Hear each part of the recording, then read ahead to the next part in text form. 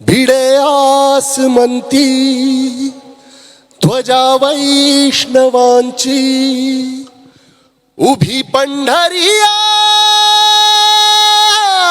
नादावली,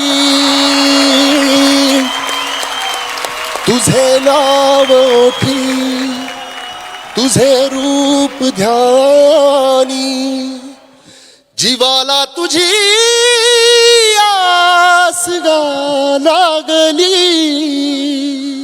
जरी बाप साऱ्या जगाचा परी तू, आम्हा लेकरांची विठू माऊली.